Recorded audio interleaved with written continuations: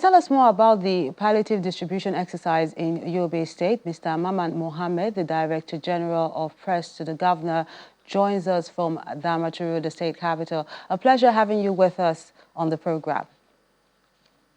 Thank you for having me. Good afternoon. Now, the Nigeria Labour Congress, NLC, has embarked on a warning strike, complaining that the palliatives meant to ease the removal of fuel subsidy is insufficient. So tell us, what's the situation in Yobe State? Well, in Yobe State, it has been a success story. To begin with, the state government is targeting 400,000 households. And already 4 local government areas or councils have been covered. This includes Damaturu, the state capital, Fune, Jakusko, and Potiskum, covering about 18,544 households, which translates into 92,000 individuals. It is so successful that today in Yobe State and even beyond, we've seen religious and opinion leaders that are so impressed with the distribution process.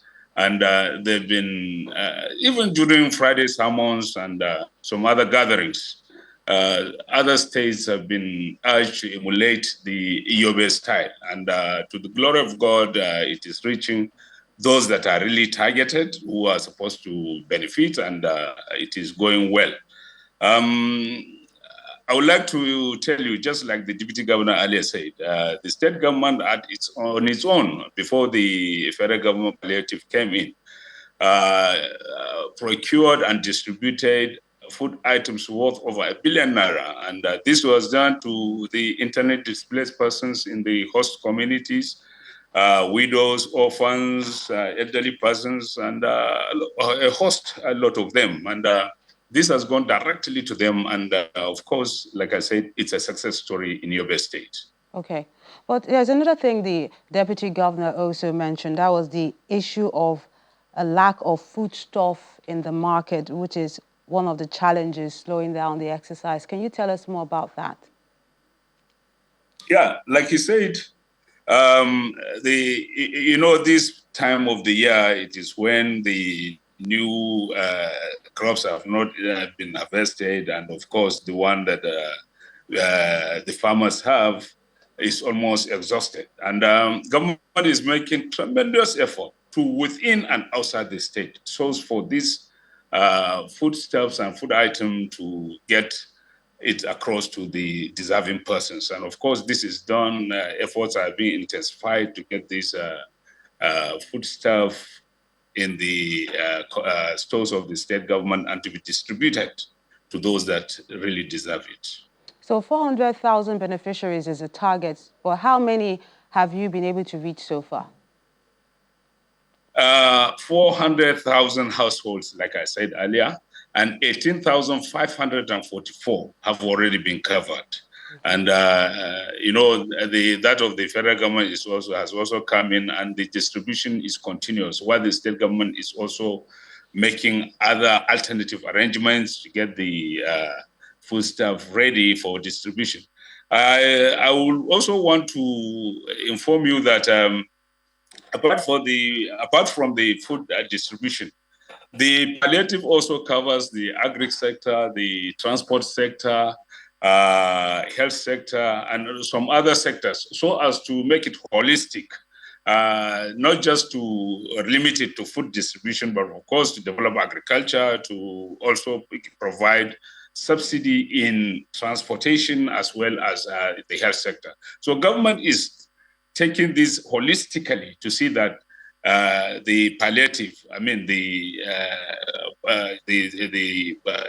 difficulties created by the withdrawal of the subsidy is being cushioned, and the people of the state are given that palliative and subsidies so as to make life more meaningful to the people of the state.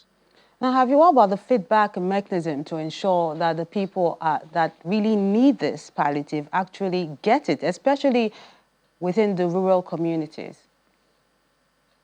Yeah, like I told you earlier, we have religious leaders, we have community leaders, we have representatives of the people who are going around and seeing that, yes, actually, this food distribution is given to those that really deserve it. That apart, the State Emergency Management Agency is on ground and doing this directly, not giving it out to some other persons to distribute, but the State Emergency Management Agency is distributing these food items directly to those that deserve it. And we have seen it all over the place.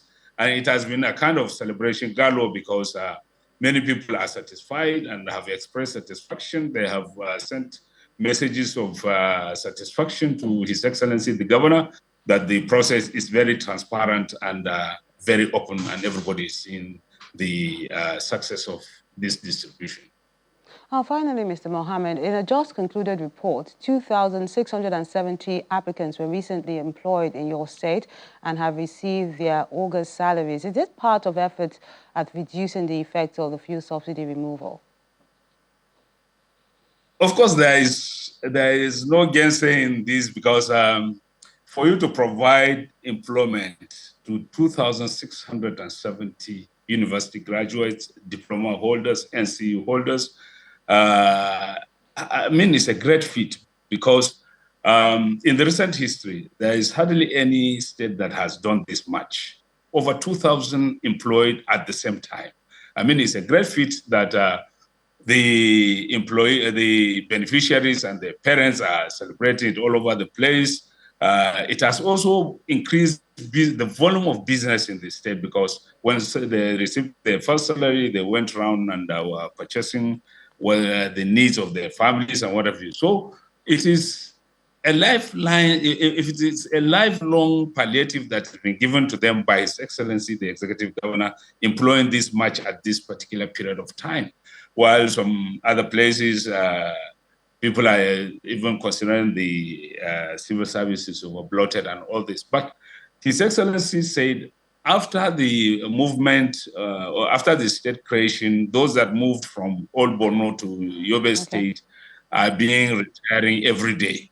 So because of the retirement, a gap is now being created, and government is employing these guys now to fill the gap and to ensure that yes, everything is done fine. And of course, certainly it is a lifelong palliative given to the beneficiaries by the Yobe State government. The Director General of Press to the Yobe State Governor, Mr. Maman Mohammed, a pleasure sharing your thoughts with us on the program. Thank you very much for having me. I appreciate it.